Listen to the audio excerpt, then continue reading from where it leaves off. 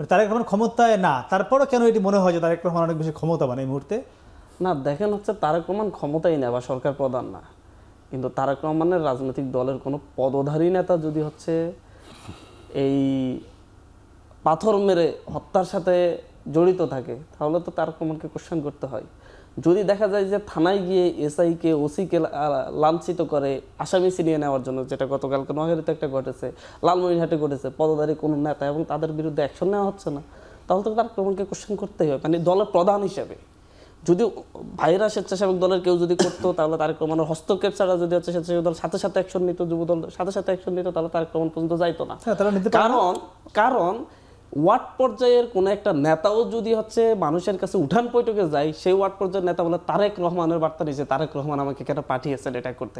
সারা দেশের মানুষ মনে করে বিএনপি যাই করে সব তারেক রহমানের নির্দেশ হয়, কারণ আপনারা তারেক রহমানের নির্দেশ ছাড়া কেউ কোনো কথাও বলে না। মানে প্রত্যেকের বক্তব্য শুনলে মনে হয় মানে রাজনৈতিক দলের কেউ কোনো কথাও বলে না, হাসেও না, কাঁদেও না। তারেক রহমান নির্দেশ দিলে হাসে, নির্দেশ দিলে কাঁদে, তার আগে এটা করা। মানে প্রত্যেক নেতাই এই কথাটা বলে। এই বার্তাটা এখন মানে হচ্ছে আজকে এই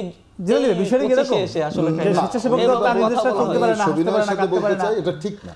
আমরা আজকেও আমি একটা বহিষ্কার করেছি দেবিদ্বারে, আমি তারেক রহমানের সাথে কথা বলে করেছি, ওকে গ্রেফতার করছে যে কোনো একটা ঘটনা, সামাজিক ঘটনা, আমি ওকে বহিষ্কার করেছি। না আপনার সাথে আমি দ্বিমত পোষণ করছি। বক্তব্যে এমন ভাবে তুলে ধরা হয় যাচ্ছে আমি এখানে এসেছি, তারেক রহমান সাহেব নির্দেশ দিয়েছেন আপনাদের কাছে যেতে, আপনাদের জন্য এটা করতে।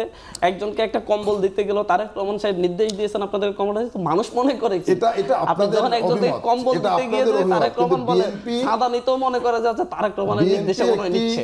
গণতান্ত্রিক রাজনৈতিক দল, বিএনপি দলের মধ্যে গণতন্ত্র চর্চা করে এবং বিএনপি গণতান্ত্রিক রাজনৈতিক দল হিসেবে এখানে সবার মত নিয়েই বিএনপি চলে এবং বিএনপি আজ তারেক রহমান যে সিদ্ধান্তই নেই, স্ট্যান্ডিং কমিটির মিটিং এর পরে সেটা সিদ্ধান্ত নেয়। তারেক রহমান এককভাবে কোনো সিদ্ধান্ত নেয় না।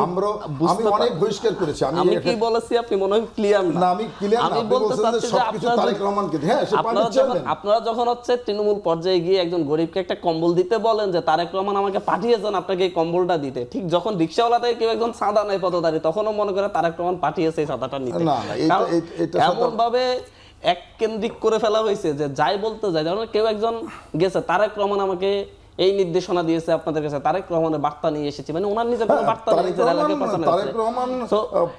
একজনকে আপনি যখন হচ্ছে লোকালি এমন ভাবে করে ফেলতেছেন, তখন মানুষ মনে করে যে পজিটিভ গুলা করলে তারেক রহমানের নির্দেশে করতেছেন, নেগেটিভ গুলা করতে গেলে তখন মানুষ সেটাও মনে করে যে নিশ্চয়ই তারেক রহমানের নির্দেশে করতেছেন।